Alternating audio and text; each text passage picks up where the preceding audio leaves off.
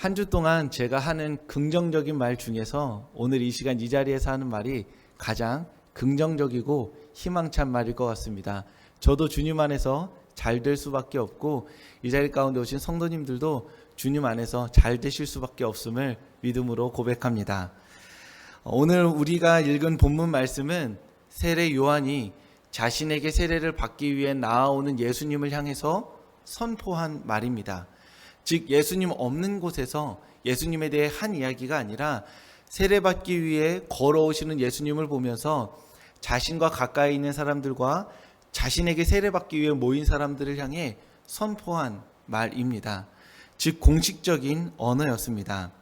세례 요한은 예수님을 향해서 보라, 세상 죄를 지고 가는 어린 양이다, 이렇게 말하였습니다.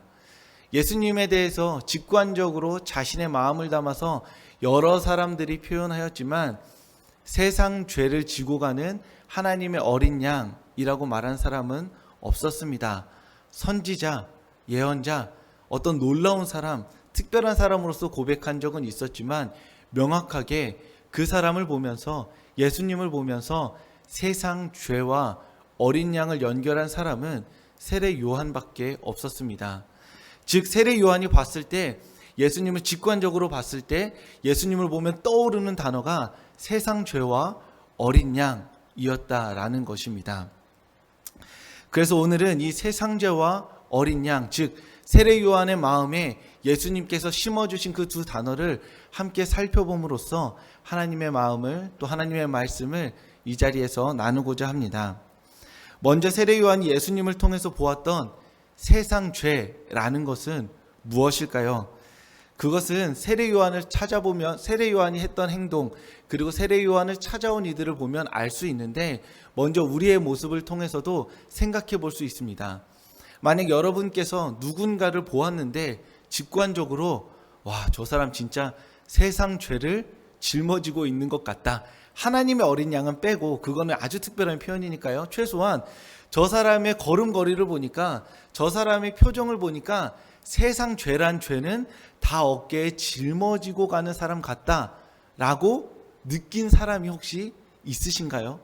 우리는 대부분 그 사람을 보면서 정말 죄 많이 지을 것 같은 상이라고 하죠. 진짜 얼굴이 진짜 죄 지을 상이다 라는 식으로 그 사람이 할 행동, 그 사람이 앞으로 할 것 같은 행동을 얼굴을 보고 표현하기 바쁩니다. 그런데 세례 요한은 예수님을 보면서 그가 감당하고 있는 현재 삶의 무게들을 보았던 것입니다. 그래서 와, 예수님을 보면서 저 사람 진짜 앞으로 세상 죄를 다 지을 사람이다, 얼굴 보니까 세상 있는 죄란 죄는 다 지을 것 같다 라고 말한 것이 아니라, 어쩜 저 사람은 저렇게 자신의 어깨에 세상 죄를 다 짊어지고 있는 걸까 라고 보았던 것입니다. 그래서 세례 요한은 예수님을 통해 세례 요한이 보았던 세상 죄는 성경 가운데 많이 나타나 있는데 복음서들을 차례로 살펴보고자 합니다.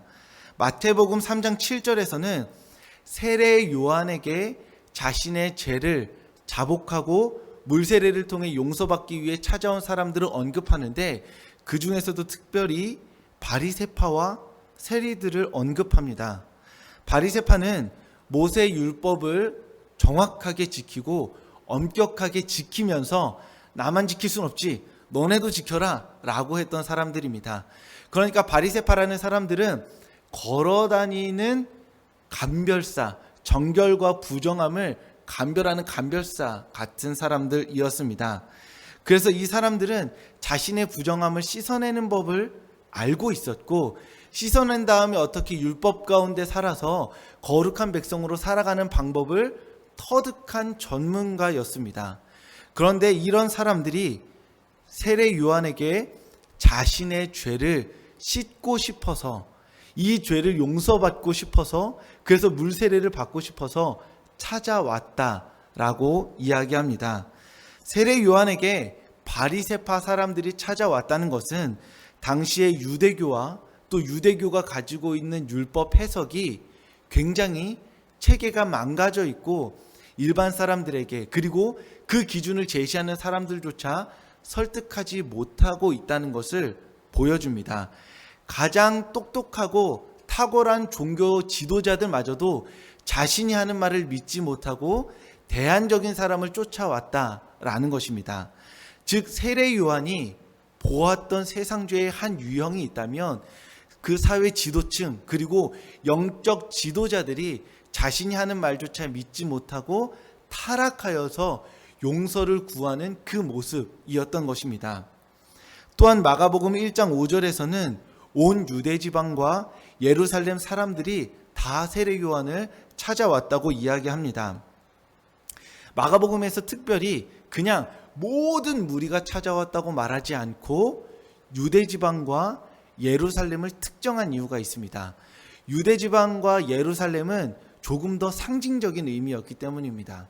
하나님의 말씀을 쫓아 순종하는 그 열망으로 가득 찬 사람들이 유대인이었고 또한 유대 지방에 모여 살았고 예루살렘 사람들이었던 것입니다. 그냥 핵심적인 가치가 담고 있는 지역 두 군데를 뭉뚱그려 설명한 것이 아니라 자 봐라, 하나님의 말씀을 열심히 쫓아 살려고 하는 예루살렘 지역의 사람들, 온 유대 지방의 사람들마저도 자신이 가지고 있는 죄책감을, 자신이 가지고 있는 죄의 문제를 해결할 곳이 없어서 바리새파 사람들도 오는데 일반 사람들은 얼마나 더 했을까요? 그렇게 해결할 곳이 없어서 세례 요한을 찾아왔다라고 말합니다. 즉 당대의 많은 보통의 사람들이 해결할 수 없는 죄를 짓고 있었고 그 불순종에 의해서 굉장한 죄의식을 느끼면서 이 죄의식을 해결하고자 하는 뜨거운 열망 가운데 세례 요한을 찾아왔음을 마가복음은 이야기하고 있습니다. 누가복음 3장 12절과 14절에서는 세례를 받으러 온 사람들 중에 특정 직업군 두 직업군을 언급하는데 바로 세리와 군인입니다. 세리와 군인을 한 묶음으로 제시한 이유가 있는데 세리는 기본적으로 돈을 걷는 사람이죠. 그것도 합법적으로 걷는 사람이 아니라 합법 이상의 초법적인 권력을 가지고 더 많이 걷는 사람입니다.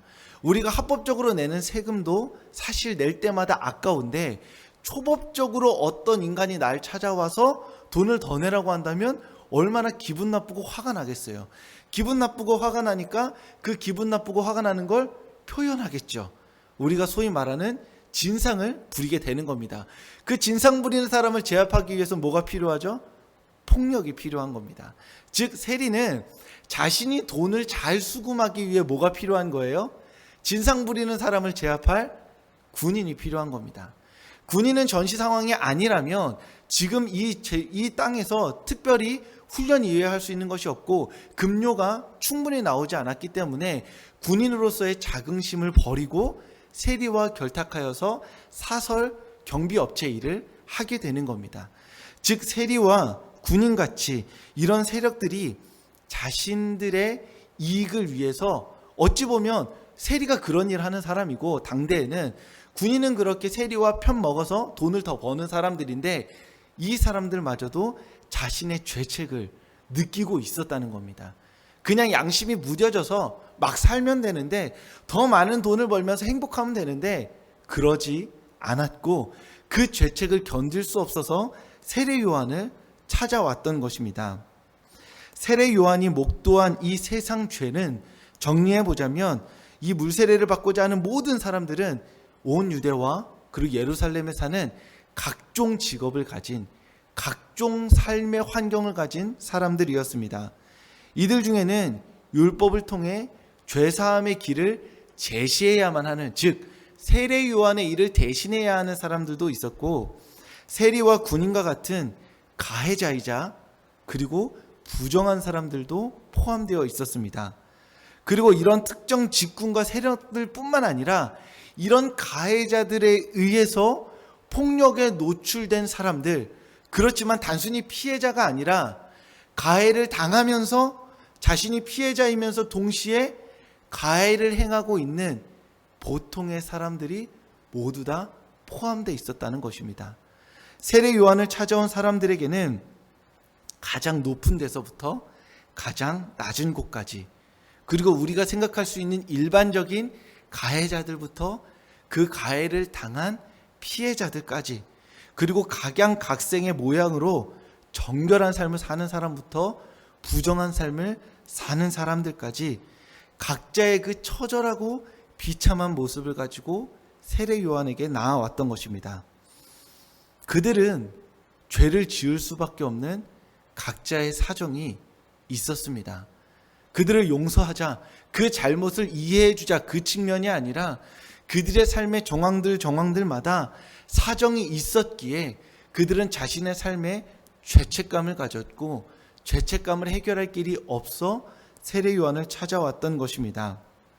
어떤 사정을 말한다 해도 결국 하나님 앞에서 그들은 내가 폭력을 저질렀습니다. 내가 남의 돈을 빼앗았습니다. 내가 율법을 어겼습니다. 하나님 말씀에 순종하지 않았습니다. 부정한 자와 결탁하였습니다. 돈을 위해서 하나님을 따르지 않았습니다. 그렇게 눈물로 회개하며 세례 요한 앞에 찾아왔던 것입니다. 세례 요한이 목도한 세상 죄가 바로 이것이었습니다.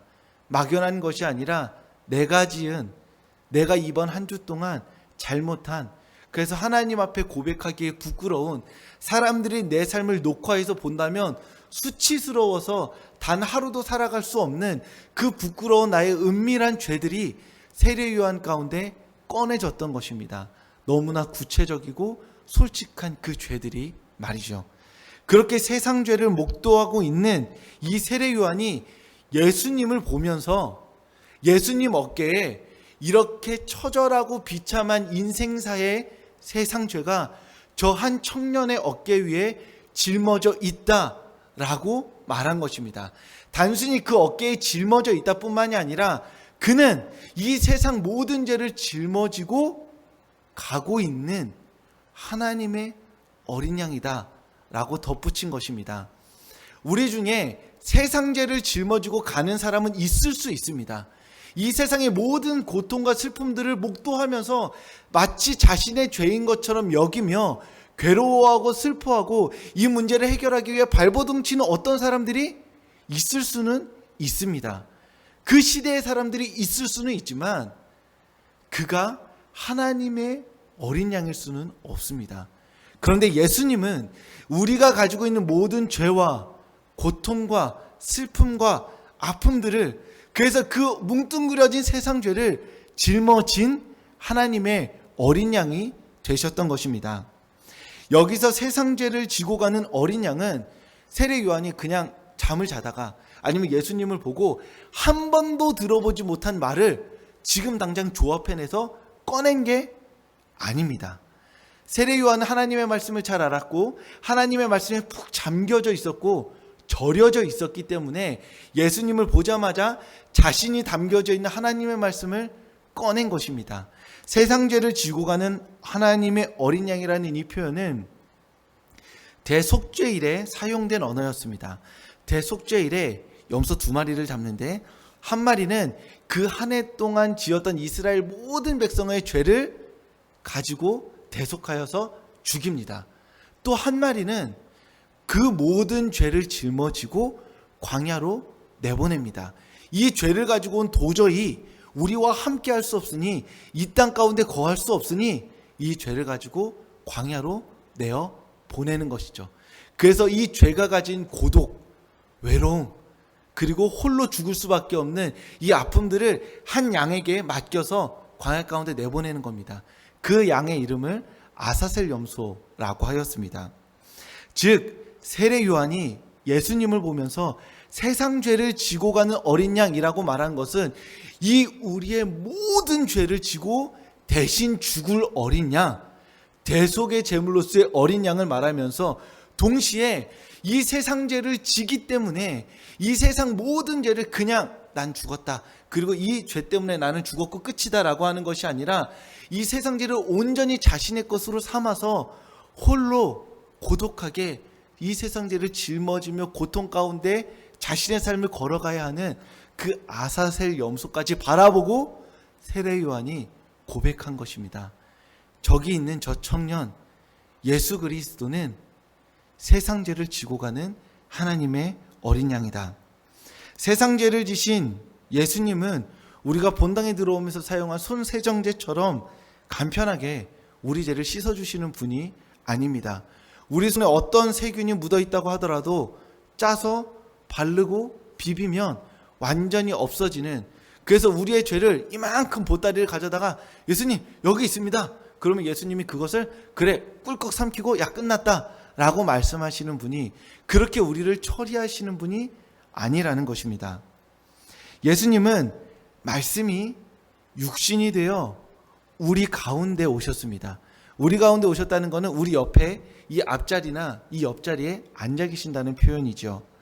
빛을 보면서 깨닫지 못하는 이 어둠 가운데 성큼성큼 걸어오신 분입니다.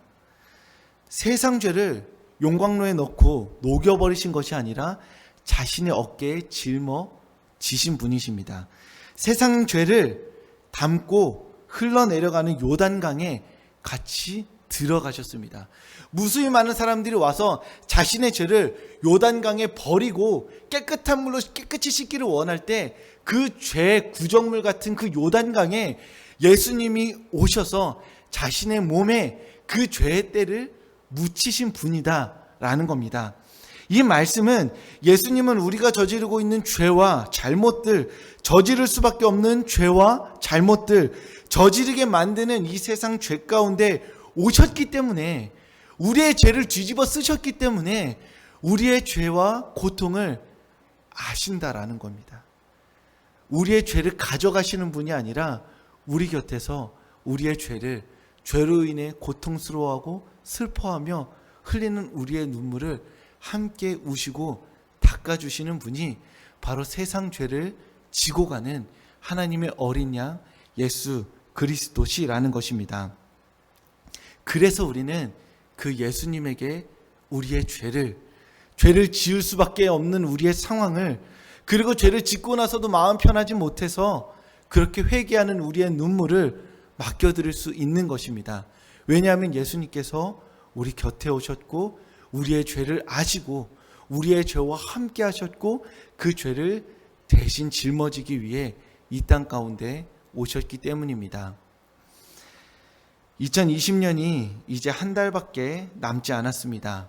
이럴 때면 의뢰이 한 해를 결산하면서 최고의 드라마가 무엇이었는지, 그리고 최고의 연기자가 누구였는지, 최고의 노래가 무엇이었는지를 이렇게 기분 좋게 뽑고 이야기하곤 합니다. 그래서 TV에서는 시상식에 멋진 연기자들이, 배우들이, 가수들이 나와서 이 한 해 동안 자신들이 얼마나 놀라운 일을 했는지를 보여주곤 합니다. 그러면서 그 일들을 순위를 매기죠. 1등은 누구고, 2등은 누구고, 3등은 누구고. 저도 그러한 이런 연말의 분위기를 좀 맞이해서 내 한 해를 돌아보면서 내 한 해에 어떤 일들이 있었는지, 가장 좋았던 일들, 뭐 여러 가지 일들이 있었는지를 한번 돌아보는 시간을 가지면서 이렇게 인터넷을 하다가 의미심장한 한마디를 마주했습니다. 그것은 이번 한 해 당신에게, 그리고 우리 사회 가운데 가장 슬픈 말은 무엇일까요? 라는 질문이었습니다. 나에게 가장 슬픈 말, 또 나에게 가장 기쁜 말은 뭔가 알 것 같은데 문득 그 질문이 던져지니까 생각을 해보게 되었습니다. 나에게 슬플 뿐만이 아니라 우리 모두에게 가장 슬픈 말은 이번 한 해 무엇이었을까요? 뭐 특별히 어떤 설문조사를 한 건 아니었고, 그 글쓴이가 답으로 이렇게 썼습니다. 죄송합니다. 코로나를 이기지 못했습니다. 이 문장이 어떤 한 가게에 흰 종이에 검은 매직으로 쓰여져 있었다라고 이야기했습니다. 가게에 붙은 종이 한 장에 적힌 짧지만 너무 먹먹한 문장이었고, 아 그래, 이것보다 우리 모두를 슬프게 한 문장이 있었을까 싶었습니다. 코로나를 이기지 못했다는 그 말에 이기기 위해 분투하던 한 사람의 모습이 떠올랐습니다. 분투하다가 안 되겠으니까 좌절하고 엎드려 있는 한 사람의 모습도 떠올랐습니다. 그러다가 그래도 다시 한번 해보자고 일어나서 용기 내고 힘을 내는 사람의 모습도 떠올랐습니다. 그리고 결국에는 흰 종이 위에 죄송하다고, 누구도 핀잔을 주지 않고 아무 말도 하지 않았는데 스스로 죄송합니다. 코로나를 이기지 못했습니다. 라고 써내려가는 한 사람의 모습도 떠올라서 참 슬픈 말이다. 이것보다 슬픈 말이 있을까 생각하게 되었습니다. 우리는 잡을 지푸라기마저 모두 사라져버린 것 같은 시간을 사실은 함께 보내고 있습니다. 연초에는 언제 끝나겠지, 그리고 조금 줄어들었을 때는 이대로 끝나는 거 아닐까? 치료제와 백신이 개발된다는 소식을 듣고는 혹시 정말 곧? 하지만 여전히 우리는 막연한 두려움과 미래에 대한 불안감 가운데 이 자리 가운데 앉아있는 것이 사실입니다. 그래서 팍팍해진 내 마음에 여유라고는 없습니다. 여유를 잃어버린 이들은 마스크를 쓰라는 한마디에 분노합니다. 그리고 그 분노하는 사람을 이해하지 못하고 늘 마스크를 쓰고 다니는 사람들은 손가락질하기 바쁩니다. 밥 한 끼 먹지 않은 식상한 인사말도 이제는 할 수 없게 돼버렸습니다. 어딘가에서 혹시나 코로나를 옮기지는 않을까 좋은 곳을 가서 맛있는 것을 먹어도 마음 한켠에 불안하고 그 말을 어디 꺼내지도 못하는 것이 오늘 우리의 현실인 것입니다. 세상 죄를 지기 위해 예수님께서 2000년 전 유대 땅 가운데 오셨던 것처럼 오늘 우리가 살아가고 있는 이 세상 가운데에도 예수님이 오셨습니다. 우리의 모든 걱정과 근심을 대신 짊어지시고 이 모든 걱정과 근심으로 인해 우리가 짓게 되는 좁은 마음 가운데 드러나게 되는 우리의 분노와 죄마저도 짊어지시고 하나님께로 가시는 어린 양으로서 우리 가운데 오셨습니다. 그리고 우리에게는 그저 나를 따르라 라고 말씀하십니다. 우리의 걱정과 근심이 이 상황을 나의 문제를 하나라도 해결할 수 있다면 좋겠지만 사실 우리는 이미 알고 있습니다. 내가 걱정한다고 근심한다고 이 상황이 크게 바뀌지 않는다는 것을.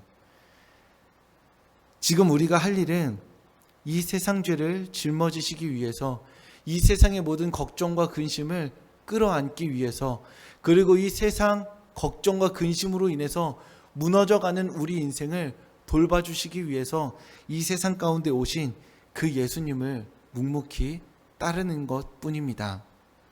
세상 죄를 지고 하나님께로 우리를 인도하시는 예수님을 따르며 그분의 말씀을 묵상하며 묵묵히 주님이 하실 일을 기도하는 것, 기대하는 것, 그것이 이 단순하고 명료한 삶이 지금 우리가 할 수 있는 최선의 일일 것입니다.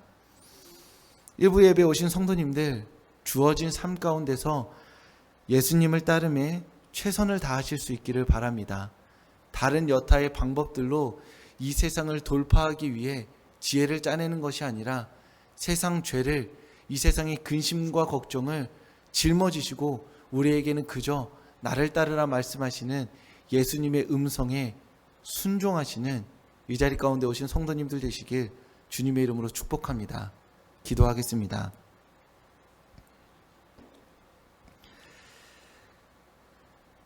하나님, 우리에게는 하나님이 필요합니다. 하나님이 없이는 오늘 이 순간을, 이 날들을 이겨낼 자신도 용기도 힘도 없습니다. 그러니 우리에게 찾아와 주셔서 이 세상을 이겨낼 힘과 용기와 지혜를 허락하여 주시옵소서.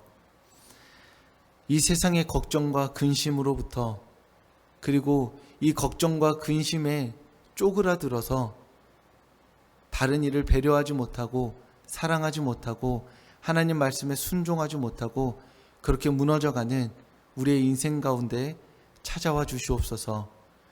우리가 다른 탁월한 방법들을 쫓아서 인터넷을 켜고 유명한 사람의 말을 쫓는 것이 아니라 성경을 펴서 세상 죄를 지고 가는 하나님의 어린 양 되신 예수님의 말씀에 몰두하게 하여 주시옵소서. 말씀 안에서 지혜를 찾게 하여 주시고 이 세상 가운데 위로를 얻게 하여 주시고 이 세상을 이길 힘을 허락하여 주시옵소서. 사랑합니다 예수님. 예수님 이름으로 기도합니다. 아멘.